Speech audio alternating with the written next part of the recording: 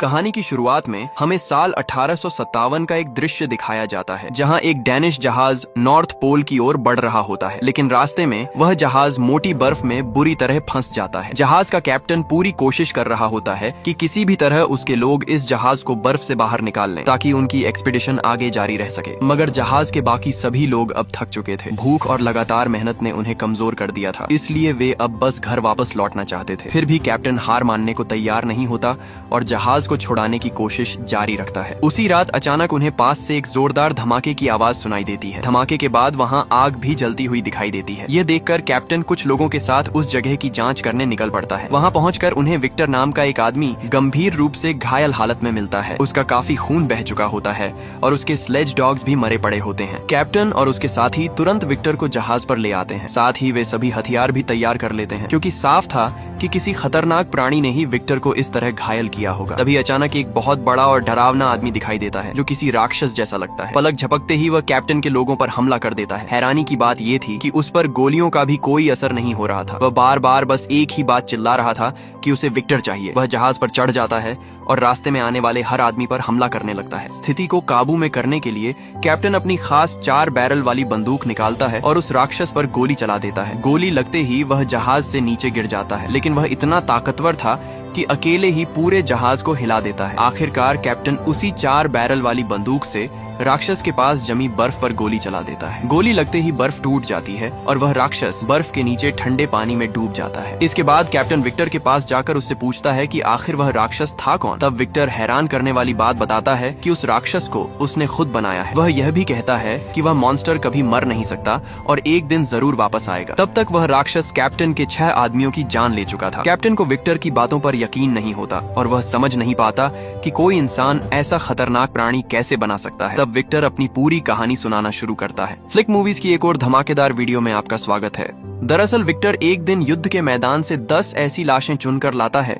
जो बाकी के मुकाबले काफी सही हालत में थीं। लगभग 2.5 दिन तक लगातार रिसर्च करने के बाद आखिरकार उसे मृत शरीर को दोबारा जिंदा करने का तरीका मिल जाता है। इसके बाद वह लोगों के सामने एक ऐसा शरीर दिखाता है जो कई अलग अलग लाशों के टुकड़ों को जोड़कर बनाया गया था। फिर वह उस शरीर को बिजली से जोड़ देता है। यह नजारा पूरी तरह प्रकृति के नियमों के खिलाफ था, इसलिए वहाँ मौजूद सभी लोग हैरान होकर बड़ी बड़ी आंखों से ये सब देखने लगते हैं। विक्टर बड़े गर्व के साथ समझाता है कि इंसान का शरीर सिर्फ अंदर बहने वाली आत्मा से ही नहीं चलता, बल्कि एक और चीज होती है जिसे ची कहा जाता है, जो शरीर में लगातार घूमती रहती है। यह कहते हुए वह चांदी की सुई से उस शरीर के 6 खास बिंदुओं पर चुभौता है। तभी उसके पुराने ख्यालों वाले गुरु गुस्से में उसे डांटते हैं और कहते हैं कि बिना आत्मा के शरीर सिर्फ सड़ी हुई मांस की ढेर होता है। लेकिन विक्टर अपनी बात साबित करने के लिए एक छोटी गेंद उठाकर उस शरीर की तरफ फेंक देता है। वह शरीर गेंद को पकड़ लेता है। इसके बाद विक्टर उसके पास जाकर धीरे से कहता है, इसे नीचे रख दो। हैरानी की बात यह थी कि वह शरीर जैसे उसकी बात समझ गया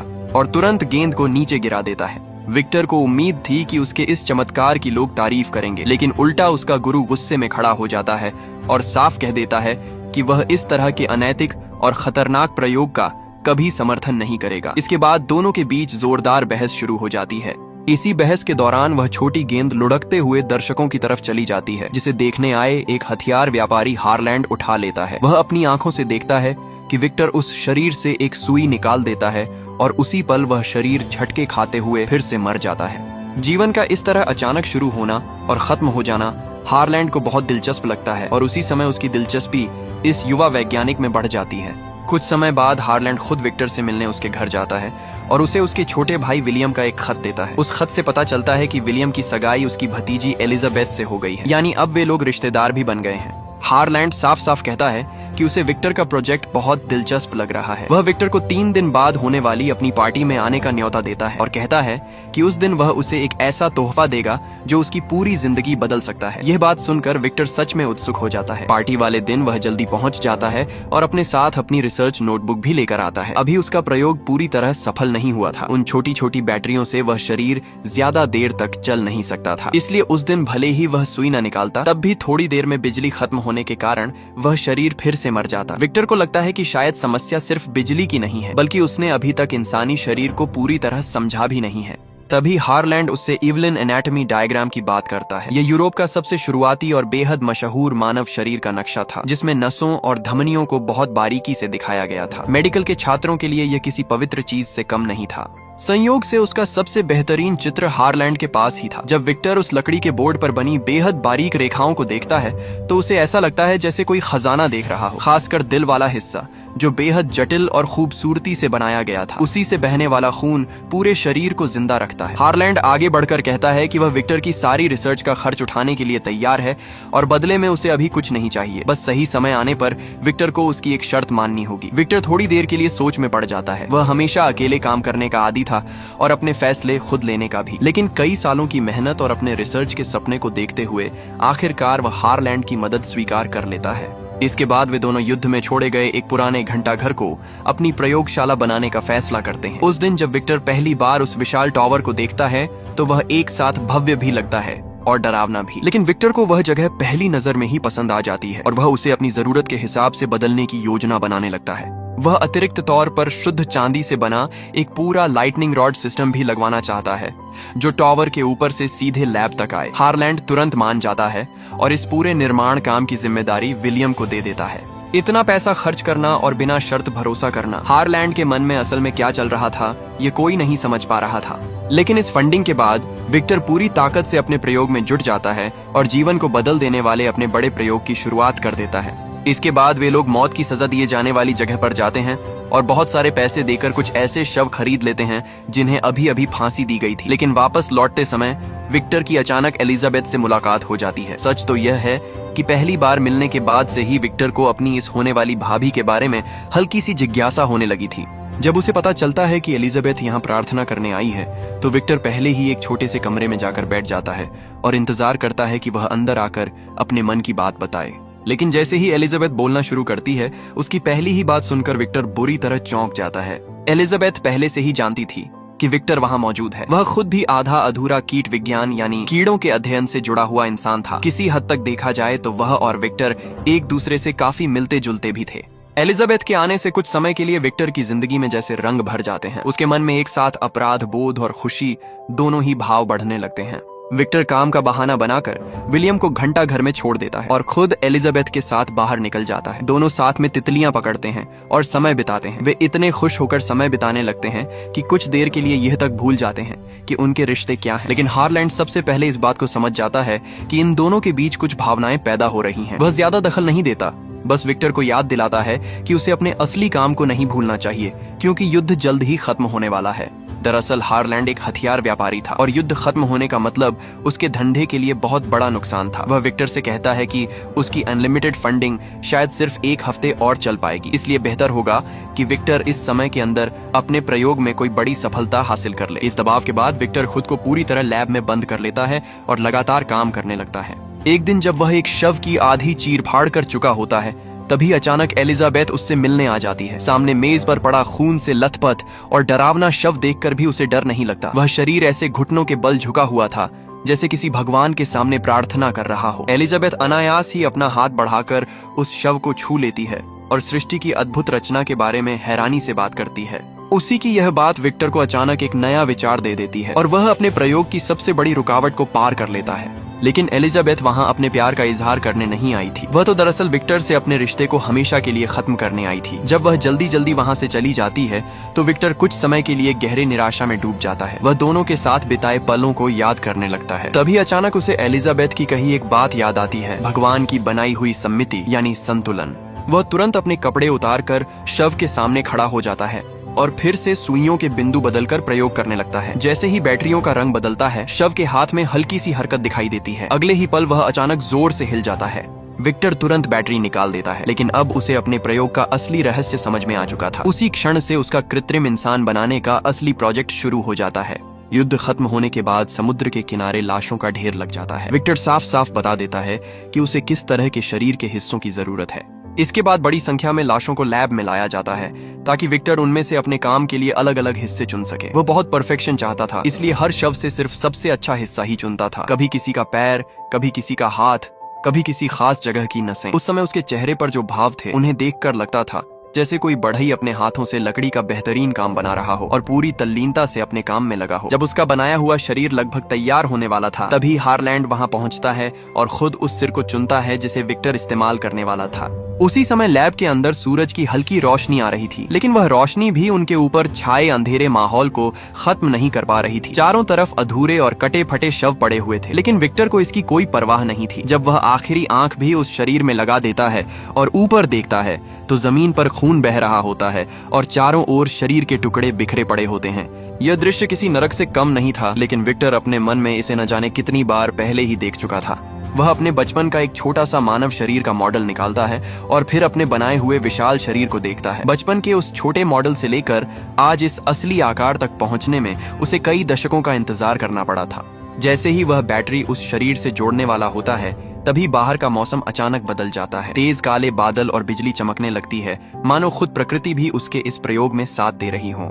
आज की रात उस राक्षस के जन्म की रात होने वाली थी। विक्टर ने उस रात के लिए सारी तैयारियां कर ली थीं, लेकिन तभी उसे पता चलता है कि हारलैंड कहीं दिखाई नहीं दे रहा है। इतना महत्वपूर्ण पल था और जो इंसान इस पूरे प्रयोग का खर्च उठा रहा था वह वहां मौजूद ही नहीं था। तभी पर्दे के पीछे से हारलैंड की थकी हुई आवाज सुनाई देती है। वह विक्टर से कहता है कि उसकी छड़ी खोलकर उसमें रखी दवा निकाल दे। विक्टर हैरान होकर उसके पास जाता है और तभी उसे पता चलता है कि हारलैंड काफी समय से सिफिलिस जैसी गंभीर बीमारी से पीड़ित है। एक रात की गलती की वजह से उसे पूरी जिंदगी दवाइयों पर निर्भर रहना पड़ा था। चाहे उसके पास दुनिया भर की दौलत क्यों न हो, वह इस बीमारी के दर्द से नहीं बच पाया था। ये बीमारी उसके शरीर और हड्डियों को अंदर से खा रही थी और उस दर्द ने उसे लगभग पागल बना दिया था। इसी वजह से जब उसने विक्टर के प्रयोग के बारे में सुना तो उसके मन में एक नई उम्मीद जगी। उसने सोचा कि अगर उसका दिमाग किसी नए शरीर में दोबारा जीवित हो सके तो शायद वह हमेशा के लिए मौत से बच सकता है। आखिरकार हारलैंड अपनी असली शर्त सामने रख देता है। वह विक्टर से पूछता है कि क्या वह अपने दिमाग को इस नए शरीर में रहने देना चाहेगा, यानी क्या वह इस अधूरे शरीर को अपना नया घर बनाना चाहता है। यह सुनकर विक्टर की आंखें फैल जाती हैं। कुछ पल सोचने के बाद वह तुरंत इस प्रस्ताव को ठुकरा देता है। उसका कहना था कि अभी सही समय नहीं आया है, ये उसका पहला प्रयोग है और वह इसमें किसी भी तरह की गलती नहीं चाहता। इसके अलावा हारलैंड का दिमाग पहले ही बीमारी से प्रभावित हो चुका था और विक्टर नहीं चाहता था कि उसका बनाया हुआ शरीर किसी तरह से दूषित हो जाए। विक्टर हारलैंड को जवाब देने का मौका भी नहीं देता और तुरंत लाइटनिंग रॉड लेकर टॉवर की ऊंचाई पर चढ़ने लगता है। बाहर तेज तूफान चल रहा था और बारिश भी हो रही थी। कई दिनों से ठीक से आराम न करने की वजह से विक्टर का हर कदम भारी लग रहा था। जब आसमान में बिजली चमकती है उस पल उसकी आंखों में थकान के साथ साथ जिद भी साफ दिखाई देती है, लेकिन जैसे ही उसे याद आता है कि उसकी सफलता दुनिया को बदल सकती है, उसके अंदर फिर से ऊर्जा आ जाती है। जब वह नीचे वापस आता है तब तक हारलैंड लगभग निराशा की हालत में पहुंच चुका था। वह लगातार विक्टर से विनती करता रहता है कि वह उसकी मदद करे, क्योंकि अब जिंदा रहना ही उसका सबसे बड़ा जुनून बन चुका था। अपने मकसद को पूरा करने के लिए वह विक्टर के औजार तक छीन लेता है और उसे धमकी देने लगता है, लेकिन तभी अचानक विक्टर उस पर झपट पड़ता है। दोनों के बीच हाथापाई शुरू हो जाती है और इसी दौरान औजार जमीन पर गिर जाते हैं। हारलैंड की ताकत पहले ही खत्म हो चुकी थी, इसलिए वह संतुलन खोकर सीधे नीचे गिर जाता है। जब तक विक्टर नीचे पहुंचता है तब तक हारलैंड का सिर बुरी तरह टूट चुका होता है। मरते समय भी उसके मन में बस एक ही इच्छा थी, किसी भी तरह जिंदा रहना। अपने टूटे हुए औजारों को देखकर और अपने वर्षों की मेहनत को याद करते हुए भी विक्टर रुकता नहीं है। वह मशीन को चालू कर देता है और बिजली गिरने का इंतजार करने लगता है।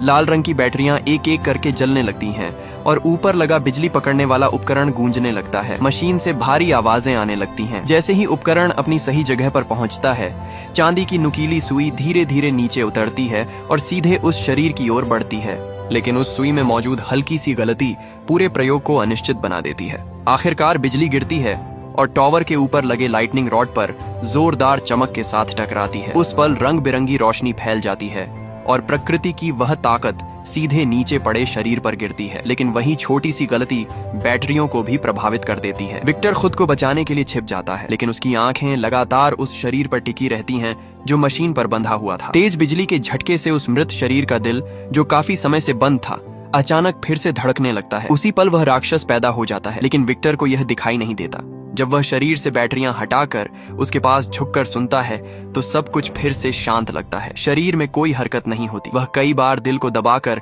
उसे चालू करने की कोशिश करता है, लेकिन कुछ भी काम नहीं करता। उस पल विक्टर के दिल के अंदर कुछ टूट जाता है। पूरी तरह थका हुआ वह अपने कमरे में लौट जाता है और धीरे धीरे बुदबुदाते हुए कहता है, तुमने मुझे धोखा दिया। उसी समय खिड़की के बाहर तेज आग की लपटें उठने लगती हैं और उनकी रोशनी कमरे में फैलने लगती है। नींद में डूबे हुए विक्टर को अचानक ऐसा लगता है जैसे कोई देवदूत उसका नाम पुकार रहा हो। वह झटके से जाग जाता है, अचानक उसने देखा कि जिस राक्षस को उसने 9 लाशों के टुकड़ों को जोड़कर बनाया था उसमें सचमुच जान आ चुकी है। वह राक्षस चलकर उसके सामने आ गया था, लेकिन इससे भी ज्यादा हैरान करने वाली बात यह थी कि विक्टर जो भी हरकत करता वह राक्षस बिल्कुल एक नवजात बच्चे की तरह उत्सुक होकर उसकी नकल करने लगता। यहाँ तक कि वह अपने बनाने वाले पिता को छूने की कोशिश भी करता।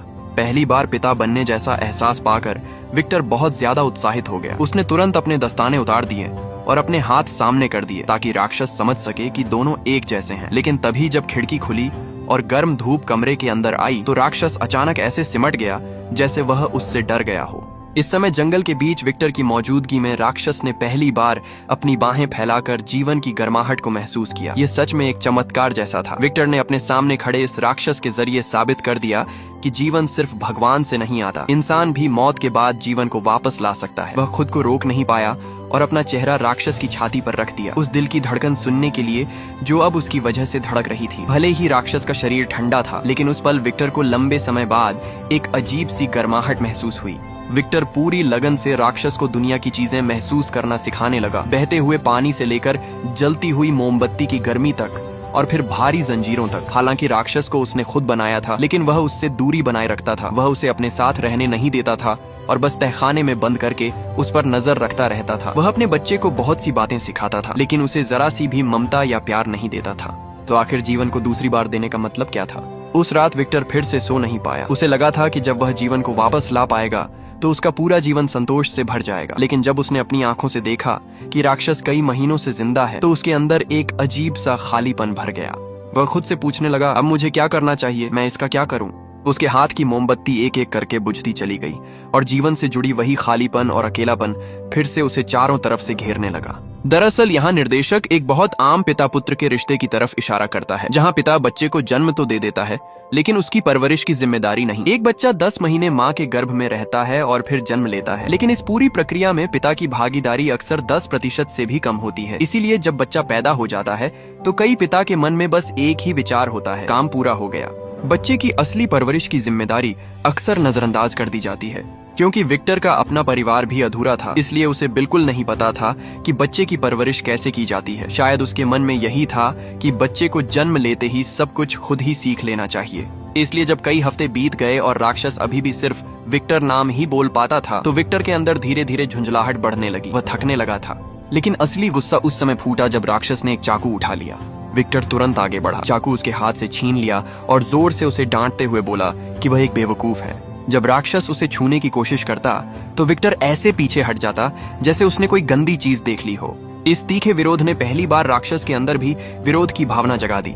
वह जैसे मन ही मन पूछ रहा था, तुमने ही मुझे बनाया है, तुम ही मेरे पिता हो, फिर तुम मुझसे इतनी नफरत क्यों करते हो? लेकिन विक्टर ने उसकी भावनाओं की बिल्कुल परवाह नहीं की और उसे फिर से तहखाने में बंद कर दिया। अब उसका धैर्य पूरी तरह खत्म हो चुका था। कई हफ्तों के बाद भी राक्षस सिर्फ एक ही शब्द बोल पाता था, विक्टर। विक्टर बार बार उससे पूछने लगा, क्या तुम कुछ और भी बोल सकते हो? वह उससे अलग अलग शब्द बुलवाने की कोशिश करता है, एनीथिंग, एनीथिंग, सन, कोल्ड, रेन, लेकिन राक्षस बार बार घबरा कर पीछे हट जाता है। वह बिल्कुल उस डरे हुए बच्चे की तरह लगता है जो पिता की सख्त और हिंसक डांट से सहमा हुआ हो। फिर भी विक्टर को यह बात बिल्कुल समझ नहीं आती। वह लगातार एक ही बात दोहराता रहता है, तुम मुझसे डरते क्यों हो? मैंने ही तुम्हें बनाया है। उसे यह समझ ही नहीं आता कि उसने राक्षस को सिर्फ जीवन दिया है, लेकिन उसे प्यार या अपनापन कभी नहीं दिया। इसी बीच अचानक उसका छोटा भाई विलियम और उसकी पत्नी एलिजाबेथ उससे मिलने आ जाते हैं। कई महीनों से हारलैंड का कोई पता नहीं था, इसलिए विलियम को चिंता होने लगी थी। इसी वजह से वह एलिजाबेथ को साथ लेकर यहाँ चला आया। लेकिन इस समय विक्टर पूरी तरह हारलैंड की बात भूल चुका था। वह बेसब्री से विलियम को अपने रिसर्च की प्रगति दिखाने के लिए ले गया। उधर एलिजाबेथ वहीं अकेली रह गई। तभी उसे अचानक तहखाने से कोई आवाज सुनाई देती है। जिज्ञासा के कारण वह नीचे जाती है और पहली बार उस राक्षस को देखती है। पता नहीं क्यों, लेकिन उसे देखते ही एलिजाबेथ जैसे उससे आकर्षित हो जाती है। ऐसा लगता है जैसे प्रकृति से परे यह आत्मा उसके जीवन के किसी खाली हिस्से को भर रही हो। यहाँ तक कि जब राक्षस उसके सिर से घूंघट हटा देता है तब भी वह उसका विरोध नहीं करती। राक्षस भी इस नए इंसान के प्रति बहुत धैर्य दिखाता है। वह एलिजाबेथ को अपने शरीर को छूने देता है, यहाँ तक कि उन बदसूरत घावों को भी जिन्हें देखकर कोई भी डर सकता था। एलिजाबेथ पूरी सच्चाई और खुलेपन के साथ इस अजीब अस्तित्व का सामना करती है। लेकिन अफसोस की बात यह है कि उसके पिता ने उसे सही सोच और समझ नहीं दी। उन्होंने उसे ऐसे ही ठंडे और अंधेरे तहखाने में एक जंगली जानवर की तरह जीने के लिए छोड़ दिया था। आखिरकार विक्टर अपने परिवार के सामने उस राक्षस को ले आता है, जैसे कोई अपना बनाया हुआ सामान दिखा रहा हो। वह उसके शरीर की तरफ इशारा करते हुए बताता है, यानी उसके घावों का भरना भले अनियमित है, लेकिन यह एक असाधारण चीज है। जब परिचय खत्म हो जाता है तो राक्षस को फिर से बाहर भेज दिया जाता है, लेकिन एलिजाबेथ के उस छोटे से स्पर्श ने उसके दिल में एक गहरी चाह पैदा कर दी थी। एलिजाबेथ के आने से जैसे माँ की कमी थोड़ी भर गई। ऐसा लगता है जैसे महिलाओं के अंदर बच्चों को सिखाने की एक स्वाभाविक क्षमता होती है। वह धैर्य से झुककर राक्षस से बात करती है और आसपास के माहौल की बिल्कुल परवाह नहीं करती। वह उसके साथ खेलती है और जब राक्षस उसे एक पत्ता ला कर देता है तो वह मुस्कुराकर उसे ऐसे स्वीकार करती है जैसे कोई बहुत कीमती चीज हो। फिर वह राक्षस का हाथ अपने गले पर रखती है ताकि वह शब्दों के उच्चारण की कंपन को महसूस कर सके। सिर्फ कुछ ही मिनटों में राक्षस दूसरा शब्द सीख जाता है, एलिजाबेथ। वह बिल्कुल एक खाली कागज की तरह था जिसे किसी के मार्गदर्शन की जरूरत थी ताकि वह रंगों से भर सके और इस समाज का हिस्सा बन सके। लेकिन जिस इंसान ने उसे इस दुनिया में लाया था वही उसे सिखाने के लिए धैर्य नहीं रखता था। उस रात विलियम आखिरकार विक्टर से एक सवाल पूछता है, विक्टर, क्या तुमने कभी खुद से पूछा है कि उस आदमी के शरीर के हर हिस्से में से किस हिस्से में आत्मा रहती है? विक्टर इस सवाल का कोई जवाब नहीं दे पाता और उस रात वह फिर से सो नहीं पाता। जब एलिजाबेथ तहखाने से बाहर आती है तो विक्टर बस हल्के से कह देता है, तुम्हें उस चीज के पास नहीं जाना चाहिए। ये सुनकर एलिजाबेथ तुरंत नाराज हो जाती है। वह कहती है, वह जीव सिर्फ एक ही शब्द बोल सकता है, सिर्फ एक, विक्टर विक्टर विक्टर। फिलहाल उसके लिए यही शब्द सब कुछ है। उसकी तीखी बातों से विक्टर का चेहरा गंभीर हो जाता है। वह इस बात पर विश्वास ही नहीं कर पाता कि एक राक्षस के अंदर भी आत्मा हो सकती है, और शायद एक साधारण इंसान से भी ज्यादा पवित्र आत्मा। बहस के बाद उसका गुस्सा और बढ़ जाता है। वह सीधे राक्षस के पास जाता है और उसे ऐसे आदेश देने लगता है जैसे किसी कुत्ते को ट्रेनिंग दे रहा हो। वह चिल्लाता है, हाँ, अपना पैर आगे बढ़ाओ तुम जानवर, मुझे अपना पैर दो। तभी राक्षस जोर से उसका नाम पुकारता है, विक्टर। उसकी हर पुकार में अलग अलग भावना छिपी होती है, जैसे वह पूछ रहा हो, तुम मेरे साथ ऐसा क्यों करते हो? क्या मैं तुम्हारा बच्चा नहीं हूँ? तुम मेरे साथ थोड़ा धैर्य क्यों नहीं रख सकते? लेकिन विक्टर बहुत जिद्दी था। उसके दिमाग में अब यह बात बैठ चुकी थी कि यह राक्षस एक नाकाम प्रयोग है और शायद अब इसमें इंसानों पर हमला करने की प्रवृत्ति भी आ गई है। अगले दिन वह सीधे विलियम को मुर्दा घर ले गया और उसे अपने फाइनेंसर हारलैंड की लाश दिखाई। उसने झूठ बोलते हुए कहा कि राक्षस ने गलती से हारलैंड को मार दिया है। अपने बड़े भाई पर पूरा भरोसा करने वाला विलियम यह सुनकर तुरंत डर गया। अब उसके मन में उस राक्षस के लिए गहरा भय पैदा हो गया। उसने घबराकर विक्टर से पूछा कि अब उसे क्या करना चाहिए। विक्टर ने उसे कहा कि वह एलिजाबेथ को लेकर तुरंत यहाँ से चला जाए। उसने कहा कि वह जल्द ही उस राक्षस की जिंदगी खत्म कर देगा। जब एलिजाबेथ गाड़ी में बैठने वाली थी तो उसने विक्टर के चेहरे की तरफ देखा। उसके मन में अचानक एक अजीब सी बेचैनी और शक पैदा हो गया। उधर विक्टर ने सारा पेट्रोल इकट्ठा किया और उसे अपनी प्रयोगशाला और तहखाने में हर जगह छिड़क दिया। वह कुछ पल तक उस भटके हुए और मासूम राक्षस को देखता रहा। फिर उसने तय किया कि वह उसे एक आखिरी मौका देगा। विक्टर ने उससे पूछा, एक बात बोलो, क्या तुम मुझे पहचानते हो? थोड़ी देर की खामोशी के बाद राक्षस ने धीरे से कहा, विक्टर। एक पल के लिए राक्षस रुककर पीछे मुड़ा। उसकी आंखों में जैसे एक हल्की सी विनती दिखाई दे रही थी, लेकिन यही पल विक्टर के फैसले को और पक्का कर देता है। वह सोचता है, एक राक्षस के अंदर भावनाएं कैसे हो सकती हैं? उसका दिमाग और दिल तो पहले ही मर चुके हैं। ये बात कि कोई चीज उसके नियंत्रण से बाहर हो सकती है उसे बिल्कुल पसंद नहीं थी। उस समय विक्टर बिल्कुल एक पुराने जमाने के कठोर परिवार के मुखिया जैसा बन चुका था। उसके लिए बच्चों का हर कदम उसके नियंत्रण में होना चाहिए था। अगर कोई बच्चा उसके नियंत्रण से बाहर हो जाए तो यह उसकी सत्ता के लिए चुनौती बन जाता है और ऐसे में उसका नतीजा अक्सर विनाश ही होता है। कुछ ही पलों में आग तेजी से फैलने लगी और पूरे कमरे को घेर लिया। राक्षस चारों तरफ से आग में फंस गया। वह दर्द और निराशा में जोर जोर से विक्टर का नाम पुकारने लगा। उसकी आवाज बिल्कुल उस बच्चे की तरह थी जो आखिरी बार अपने पिता से मदद की उम्मीद कर रहा हो। Victor Victor Victor. आखिरकार विक्टर का दिल पिघल गया। शायद उस पल उसे याद आया कि कभी वह खुद कितनी बेसब्री से इस राक्षस के जन्म का इंतजार कर रहा था। वह तुरंत मुड़कर आग के अंदर दौड़ पड़ा, लेकिन तभी एक जोरदार धमाका हुआ और वह उछलकर दूर जा गिरा। जब एलिजाबेथ को कुछ गड़बड़ होने का एहसास हुआ और वह वापस लौटी, तब तक बहुत देर हो चुकी थी। घंटाघर पूरी तरह नष्ट हो चुका था। विक्टर खून से लथपथ जमीन पर पड़ा था। उधर राक्षस आग के बीच बार बार विक्टर का नाम पुकार रहा था, लेकिन उसे कोई जवाब नहीं मिला। आखिरकार निराशा में उसने अपने पिता की लगाई हुई जंजीरों को तोड़ दिया और तहखाने के रास्ते से बाहर भाग गया। ठंडा समुद्र का पानी उसे अपने अंदर खींच लेता है और उसके साथ उसकी दर्द भरी यादों को भी बहा ले जाता है। जब राक्षस दोबारा होश में आता है तब वह समुद्र किनारे आकर बह चुका होता है। जब उसने दोबारा आंखें खोली तो वह खुद को एक घने और बिल्कुल जंगली जंगल के बीच पाया। चारों तरफ ऊंचे पेड़, नमी से भरी हवा और अजीब सी खामोशी थी। उसे समझ ही नहीं आ रहा था कि वह कहाँ है। वह बस बिना किसी दिशा के इधर उधर भटकता रहा। चलते चलते उसकी नजर एक खोपड़ी पर पड़ी और वह मासूमियत में उसे हाथ में उठाकर खेलने लगा। उसे यह बिल्कुल भी पता नहीं था कि वह क्या चीज है या इसका क्या मतलब है। उसके लिए यह बस एक अजीब सी वस्तु थी। थोड़ी देर बाद उसने जमीन पर पड़े एक कंकाल को देखा। उसने बिना सोचे समझे उस कंकाल के ऊपर का कपड़ा उतार लिया और उसे खुद पहन लिया। यह सब वह किसी समझ से नहीं बल्कि बस अपनी सहज प्रवृत्ति से कर रहा था। कुछ समय बाद उसे एक छोटा सा प्यारा हिरण दिखाई दिया। वह हिरण बहुत मासूम था और जिज्ञासा से उसे देख रहा था। राक्षस भी उसी तरह उसे देखने लगा और फिर धीरे धीरे उसकी हरकतों की नकल करने लगा। हिरण ने एक पेड़ से फल तोड़ा तो उसने भी वैसा ही किया और एक फल तोड़ लिया। उसी पल उसने सीखा कि खाना कैसे खाया जाता है। इसके बाद उसने वही फल उस छोटे हिरण को भी दे दिया। यह बिल्कुल बराबरी का व्यवहार था, जैसे हर नया पैदा हुआ जीव स्वाभाविक रूप से करता है। उस समय यह राक्षस बस इस दुनिया के साथ शांति से रहने की कोशिश कर रहा था। उसके अंदर कोई बुराई नहीं थी, वह बस जीना सीख रहा था। लेकिन अचानक एक तेज गोली की आवाज गूंजी। इस आवाज ने न केवल उस छोटे हिरण को डराकर भगा दिया बल्कि गोली राक्षस के शरीर में भी जा लगी। उसका शरीर पहले से ही जगह जगह से घायल और टूटा हुआ था और अब उस पर एक और चोट लग गई। तभी आसमान से ठंडी बारिश गिरने लगी। राक्षस डरकर फिर से भाग गया। कुछ देर बाद उसने देखा कि उसके शरीर का घाव अपने आप भर चुका है। यह देखकर वह हैरान रह गया। फिर भी उसके अंदर एक अजीब सी ठंड भरने लगी। यह ठंड उसके शरीर की नहीं थी, यह कुछ और था। एक ऐसा एहसास जो उसने पहले कभी महसूस नहीं किया था। यह था अकेलापन। ऐसा अकेलापन जो शरीर को नहीं बल्कि आत्मा को ठंडा कर देता है। बारिश से बचने के लिए वह एक घर के गोदाम में छिप गया। वहां एक चूहा उसे इधर उधर ले गया और आखिर उसे एक ऐसा कोना मिल गया जहां छत से पानी नहीं टपक रहा था। वह अपने शरीर को समेटकर बैठ गया और खुद को शांत करने की कोशिश करने लगा। धीरे धीरे थकान ने उसे घेर लिया और वह वहीं गहरी नींद में सो गया। लेकिन अगली सुबह उस घर के लोग वापस आ गए। उनमें से 3 लोग वहीं थे जिन्होंने पहले उस पर हमला किया था। यह एक बहुत ही जीवंत और खुशहाल परिवार था। घर में एक शिकारी बेटा था और एक बूढ़े दादा भी थे जिनके बाल पूरी तरह सफेद हो चुके थे। दादा काफी समय पहले अपनी आंखों की रोशनी खो चुके थे। वह अंधे थे, लेकिन फिर भी वह अपनी छोटी पोती का हाथ पकड़कर उसे दुनिया को महसूस करना सिखाते थे। वह उसे चीजों को छूकर, सुनकर और महसूस करके दुनिया समझाते थे।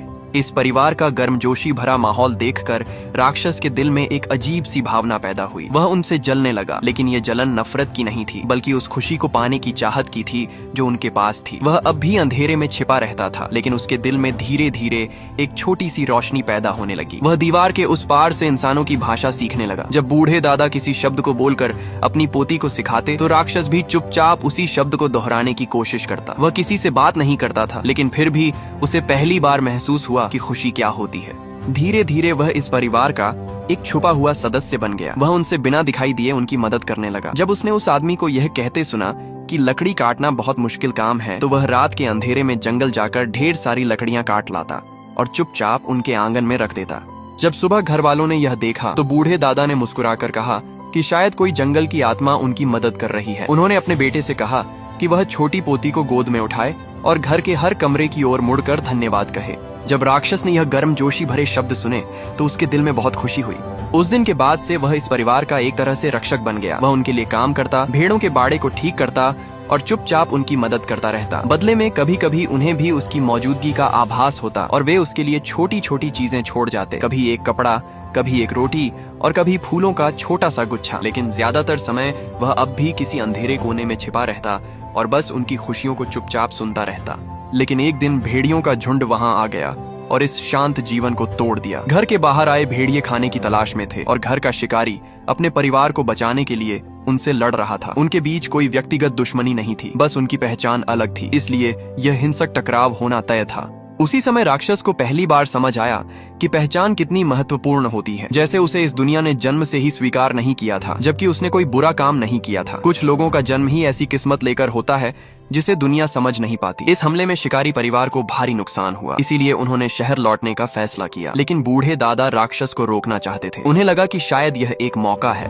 उस रात बूढ़े दादा ने दरवाजा खोला और उस दुनिया की ओर कदम बढ़ाया जिसकी चाहत राक्षस हमेशा से करता था। उन्हें शायद पहले से ही अंदाजा था कि वह कोई साधारण चीज नहीं है। भले ही वे देख नहीं सकते थे, लेकिन उन्होंने बड़े प्यार से राक्षस का स्वागत किया और कहा कि वह खुद से शराब और रोटी ले ले। यह पहली बार था जब राक्षस ने कांच की बोतल को छुआ। डर के मारे उसके हाथ से बोतल छूट गई और शराब की बोतल टूटकर बिखर गई। बूढ़े दादा कुछ कहते उससे पहले ही वह डर के मारे कांपने लगा। बूढ़े आदमी ने उसकी घबराहट महसूस की और धीरे धीरे अपना हाथ आगे बढ़ाया, जैसे दोनों के बीच की दूरी कम कर रहे हों। उन्होंने धीरे से कहा, तुम किससे डर रहे हो? तुम्हारे हाथ तो बर्फ की तरह ठंडे हैं, ऐसे रहोगे तो खुद को चोट पहुंचा लोगे। उन्हें यह नहीं पता था कि इस राक्षस ने क्या क्या सहा है। उन्हें बस उसके लिए दया महसूस हो रही थी। यह दया किसी स्वार्थ से भरी नहीं थी, बल्कि बस एक बुजुर्ग का अपने से छोटे के लिए सच्चा स्नेह था। जब उन्हें पता चला कि राक्षस के पास रहने की कोई जगह नहीं है, तो उन्होंने उसे वहीं रहने की इजाजत दे दी और कहा कि वह उनके साथ रह सकता है। राक्षस के मार्गदर्शन में बूढ़े आदमी का हाथ धीरे धीरे उसके सिर तक पहुंचा। उन्होंने हल्के से उसके सिर को थपथपाया। उस पल राक्षस को लगा कि उसकी आंखें गर्म हो रही हैं, जैसे उनमें से कुछ बहने वाला हो। वह अचानक बूढ़े आदमी की बाहों में झुक गया। उसी पल उसकी भटकती हुई आत्मा को पहली बार एक ठिकाना मिल गया। वे दोनों साथ साथ कड़ाके की सर्दी से गुजरे और धीरे धीरे मौसम बदलते बदलते वसंत आ गया। समय बीतता गया। जब पेड़ों की हरियाली धीरे धीरे कम होने लगी और आसमान से गिरती बर्फ ने पूरी धरती को सफेद चादर से ढक दिया, तब तक राक्षस कई किताबें पढ़ चुका था। इन किताबों के सुंदर वाक्यों और कहानियों के जरिए वह धीरे धीरे इंसानी जीवन को समझने लगा था। उसे समझ आने लगा कि इंसान कैसे सोचते हैं, कैसे महसूस करते हैं और दुनिया को किस तरह देखते हैं। लेकिन जब उसके सामने आखिरी किताब आई, बाइबल, तब पहली बार उसके अंदर छिपा हुआ दर्द जाग उठा। इस किताब को पढ़ते पढ़ते उसके मन में अपने अतीत के बारे में जानने की तीव्र इच्छा पैदा हुई। वह जानना चाहता था कि वह आखिर है कौन, कहां से आया है और उसे जीवन क्यों मिला। जब उसने यह सवाल बूढ़े दादा से पूछा, तो बूढ़े आदमी ने बहुत शांति से जवाब दिया कि अगर भगवान ने उसकी यादें उससे छीन ली हैं, तो शायद यह भी एक तरह का आशीर्वाद है, क्योंकि कई बार अतीत इतना दर्दनाक होता है कि उसे भूल जाना ही बेहतर होता है। उन्होंने कहा कि इंसान की जिंदगी को दर्द और नफरत में नहीं खोना चाहिए। माफ करना और भूल जाना ही असली समझदारी है। जिसने तुम्हें चोट पहुंचाई उसे जाने दो और उस दर्द को समय के साथ मिट जाने दो। लेकिन राक्षस ने धीरे से कहा, मैं उस चीज को कैसे माफ करूं जिसे मुझे याद ही नहीं। उसे अपने अतीत की सिर्फ 2 बातें याद थीं, एक पुराना घंटा घर और उस इंसान का नाम जिसने उसे बनाया था, विक्टर। बूढ़े आदमी ने उसे हौसला दिया और कहा कि अगर उसके दिल में यह सवाल बार बार उठ रहा है तो उसे जाकर सच ढूंढ लेना चाहिए। बूढ़े आदमी की इस बात से हिम्मत पाकर राक्षस फिर से उस जगह पर लौट गया, उसी घंटा घर में जहां से उसकी कहानी शुरू हुई थी। लेकिन यह फैसला उसकी जिंदगी की सबसे बड़ी गलती साबित हुआ। अगर उसे पता होता कि आगे क्या होने वाला है, तो शायद वह कभी वहां वापस नहीं जाता। जब वह घंटा घर पहुंचा तो उसे वहां विक्टर की नोटबुक मिली। उन नोट्स को पढ़कर उसे अपने जन्म का सच पता चला। उसे मालूम हुआ कि उसका शरीर असल में कई लाशों के टुकड़ों से जोड़ा गया था। वह मूल रूप से बस सड़े हुए मांस का ढेर था, जिसे कभी आत्मा नहीं मिलनी चाहिए थी। लेकिन विक्टर ने अपनी जिद और पागलपन में उसे जबरदस्ती जीवन दे दिया और जैसे ही वह जिंदा हुआ, विक्टर ने उसे छोड़ दिया और उसे इस दुनिया के खिलाफ अकेले लड़ने के लिए छोड़ दिया। इस सच्चाई को जानकर राक्षस के दिल में गहरा दुख और निराशा भर गई। वह भारी मन से वापस उस छोटे से घर की तरफ लौटा जहां बूढ़े दादा रहते थे। लेकिन जब वह वहां पहुंचा तो उसने देखा कि उसकी गैरहाजिरी में वहां एक भयानक हादसा हो चुका था। भेड़ियों का झुंड फिर से उस घर पर हमला कर चुका था। यह देखकर राक्षस पागलों की तरह घर के अंदर भागा। उसने देखा कि भेड़िए बूढ़े दादा को घायल कर चुके हैं। उस पल उसके अंदर इतना गुस्सा उठा कि जैसे सब कुछ जलाकर राख कर दे। वह तुरंत भेड़ियों से भिड़ गया और एक भयंकर लड़ाई शुरू हो गई। आखिरकार उसने उन भूखे भेड़ियों को भगा दिया, लेकिन तब तक बहुत देर हो चुकी थी। बूढ़े दादा उसकी जिंदगी की एकमात्र रोशनी थे और अब वह रोशनी बुझने वाली थी। मौत के करीब पहुंचे बूढ़े दादा को महसूस हो गया कि राक्षस वापस आ गया है, लेकिन उन्होंने कोई शिकायत नहीं की, न ही किसी पर आरोप लगाया। उन्होंने बस शांति से उसकी बातें सुनी और धीरे से कहा, मैं जानता हूँ तुम कौन हो। शायद दूसरों की नजर में तुम एक राक्षस हो, लेकिन मेरी नजर में तुम एक अच्छे इंसान हो और मेरे दोस्त हो। ये सुनकर राक्षस की आंखों से आंसू बहने लगे। उसे यकीन ही नहीं हो रहा था कि उसके जैसे अजीब और डरावने अस्तित्व को भी कोई इंसान सच्चे दिल से अपना सकता है। लेकिन अगले ही पल बूढ़े दादा का परिवार वापस आ गया। उन्होंने जैसे ही यह दृश्य देखा, उन्होंने तुरंत समझ लिया कि बूढ़े दादा की मौत के पीछे यही राक्षस है। बिना कुछ समझे उन्होंने उसी वक्त उस पर गोली चला दी। राक्षस ने कोई विरोध नहीं किया, वह बस वहां से निकल जाना चाहता था। तभी उनमें से एक आदमी उस पर झपटा और तलवार से उसके सीने पर वार कर दिया। फिर भी राक्षस ने उसे नुकसान नहीं पहुंचाया। उसने बस उसे धक्का देकर दूर फेंक दिया, क्योंकि उसे अभी भी बूढ़े दादा की दया याद थी और वह उनके परिवार को चोट नहीं पहुंचाना चाहता था। लेकिन जैसे ही वह दरवाजे से बाहर निकलने वाला था, बूढ़े दादा के बेटे ने अचानक फिर से गोली चला दी। गोली लगते ही राक्षस जमीन पर गिर पड़ा। उस पल उसे लगा कि शायद उसकी दर्द भरी जिंदगी आखिर खत्म होने वाली है। लेकिन कुछ देर बाद जब बर्फीला तूफान गुजर गया तो वह फिर से उठ खड़ा हुआ। उसके घाव एक बार फिर अपने आप भर चुके थे। ठंडी हवा उसके गले के अंदर तक उतर रही थी और उसका अकेलापन पहले से भी गहरा हो गया था। उसने सिर उठाकर आसमान की तरफ देखा। ठंडी चांदनी उसके ऊपर पड़ रही थी, लेकिन उसे जमीन पर अपनी परछाई तक दिखाई नहीं दे रही थी। उस पल उसे लगा कि भगवान उसके साथ बेहद क्रूर हैं, क्योंकि उन्हें तो यहाँ तक मंजूर नहीं कि उसे मौत भी मिल जाए। उस दिन के बाद राक्षस ने एक बार फिर विक्टर को ढूंढ निकाला। ये मुलाकात उस समय हुई जब विक्टर अपने छोटे भाई विलियम और एलिजाबेथ की शादी में मौजूद था। चारों तरफ खुशी का माहौल था, लोग हंस रहे थे, संगीत बज रहा था और हर कोई इस नए रिश्ते का जश्न मना रहा था। बाहर से देखने पर ऐसा लग रहा था कि विक्टर अब अपने पुराने दुखों को पीछे छोड़ चुका है, लेकिन भीड़ और खुशियों के इस माहौल के बीच भी उसके दिल में एक गहरी खालीपन की भावना थी। उसकी जिंदगी में जिन लोगों को उसने बनाया था और जिनसे वह प्यार करता था, वे सब किसी न किसी तरह उससे दूर हो चुके थे। समय के साथ विक्टर का स्वभाव भी बदल चुका था। पहले जो अहंकार और जिद उसमें दिखाई देती थी, उसकी जगह अब थोड़ी विनम्रता और शांति आ गई थी। लेकिन यह शांति ज्यादा देर तक टिक नहीं पाई। अचानक राक्षस उसके सामने आ खड़ा हुआ। इतने सालों बाद उसे सामने देखकर विक्टर के चेहरे पर हैरानी साफ दिखाई दे रही थी। उसने सोचा कि शायद यह राक्षस अब उसका शुक्रिया अदा करने आया है। उसने कहा, क्या तुम मुझे धन्यवाद देने आए हो? तुम बच गए और तुम इतने समझदार भी हो गए कि मुझे ढूंढ लिया। आखिर मैंने ही तुम्हें बनाया है। विक्टर के शब्दों में अब भी वही अहंकार झलक रहा था, जैसे वह खुद को इस कहानी का असली मालिक समझता हो। लेकिन राक्षस की आंखों में उस समय कुछ और ही चल रहा था। उसके अंदर बहुत सारी भावनाएं जमा हो चुकी थीं। जीवन जीने की इच्छा, इस दुनिया से नफरत और अपने निर्माता के प्रति गहरा असंतोष। उसने शांत लेकिन भारी आवाज में अपनी बात रखी। उसने कहा कि उसे बस एक चीज चाहिए। वह चाहता था कि विक्टर उसके लिए एक स्त्री बनाए, एक ऐसी स्त्री जो उसी की तरह हो, जो उसकी तरह इस दुनिया से अलग हो। उसने कहा कि अगर विक्टर उसकी यह इच्छा पूरी कर दे तो वह हमेशा के लिए इस दुनिया से दूर चला जाएगा। वह और उसकी साथी दक्षिण अमेरिका के किसी दूर और सुनसान इलाके में जाकर अपना बाकी जीवन बिता देंगे, ताकि किसी इंसान को उनसे कोई खतरा न हो। असल में राक्षस की यह मांग सिर्फ एक साथी पाने की थी। वह पूरी जिंदगी अकेला रहा था और अब वह सिर्फ किसी का साथ चाहता था, कोई ऐसा जो उसे समझ सके। लेकिन विक्टर ने बिना ज्यादा सोचे समझे इस मांग को ठुकरा दिया। उसने गुस्से में कहा कि वह दोबारा वही गलती नहीं करेगा। उसने साफ शब्दों में कहा कि वह इस दुनिया में एक और राक्षस पैदा नहीं होने देगा। अगर दो ऐसे जीव इस दुनिया में रहेंगे तो शायद वे आगे और भी ऐसे जीव पैदा कर देंगे और इससे पूरी मानवता के लिए खतरा पैदा हो सकता है। विक्टर के इन शब्दों में डर भी था और घमंड भी। उसने राक्षस को तुरंत वहां से चले जाने के लिए कहा। उस पल वह पूरी तरह भूल गया कि इस राक्षस के जन्म का असली कारण वही खुद था। उसी की जिद और जुनून ने इस जीव को पैदा किया था और अब वही उसे एक बेकार चीज की तरह ठुकरा रहा था। विक्टर की इस बेरुखी ने राक्षस के दिल में भरा हुआ सारा दर्द और गुस्सा बाहर ला दिया। अचानक उसका धैर्य टूट गया और उसने हमला कर दिया। उसका सारा गुस्सा अब सीधे विक्टर पर निकलने लगा। तभी एलिजाबेथ सबसे पहले वहां पहुंची। उसने सफेद शादी का जोड़ा पहना हुआ था और वह धीरे धीरे राक्षस की तरफ बढ़ी। उसके चेहरे पर डर जरूर था, लेकिन उसके भीतर एक अजीब सी हिम्मत भी थी। वह विक्टर के सामने खड़ी हो गई, जैसे उसे बचाने की कोशिश कर रही हो। लेकिन अगले ही पल सब कुछ बदल गया। एलिजाबेथ का खून जमीन पर गिरा और उस दृश्य ने राक्षस के अंदर बची हुई आखिरी समझ भी खत्म कर दी। उसके अंदर का संतुलन पूरी तरह टूट गया। उसने गुस्से में विलियम को भी दूर फेंक दिया। फिर उसने खून से सनी दुल्हन को अपनी बाहों में उठाया और सबके सामने से शांत चेहरे के साथ वहां से चला गया। उस समय वहां मौजूद हर इंसान के चेहरे पर या तो डर था या घृणा। एक ही रात में विक्टर ने फिर से सब कुछ खो दिया। उसकी प्रेमिका एलिजाबेथ और उसका अपना भाई विलियम, दोनों उससे हमेशा के लिए छिन गए। उस पल विक्टर खुद भी समझ नहीं पा रहा था कि असली राक्षस कौन है, वह खुद या वह जीव जिसे उसने बनाया था। गुस्से और दर्द में डूबा हुआ विक्टर तुरंत एक बंदूक लेकर राक्षस के पीछे निकल पड़ा। खून के निशानों का पीछा करते करते वह एक पहाड़ी गुफा तक पहुंच गया। जब वह वहां पहुंचा तब तक एलिजाबेथ की जान जा चुकी थी। दूसरी तरफ राक्षस के दिल में भी अब जीने की कोई इच्छा नहीं बची थी। उसे लगा कि उसकी जिंदगी का अब कोई मतलब नहीं रह गया है। इसलिए उसने फैसला किया कि वह अपनी यह गंदी और दर्द से भरी जिंदगी उसी इंसान को वापस कर देगा जिसने उसे यह जीवन दिया था, विक्टर को।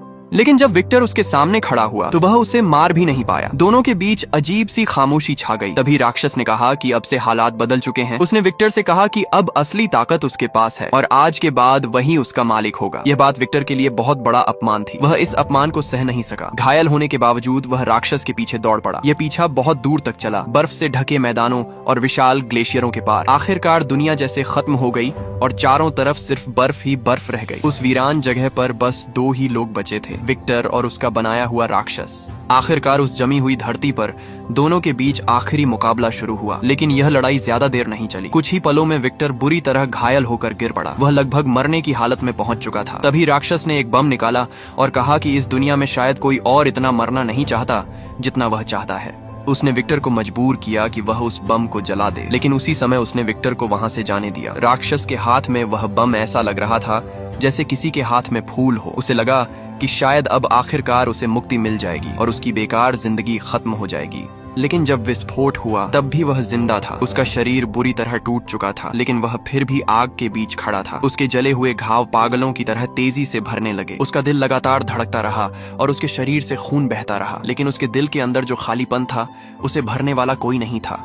चारों तरफ देखने पर उसे कोई ऐसा इंसान नहीं मिला जो उसकी हालत पर दया करे या उसके दर्द को समझ सके। वह पूरी तरह थक चुका था, शरीर से भी और मन से भी, लेकिन उसे यह भी समझ नहीं आ रहा था कि वह खुद को कैसे खत्म करे।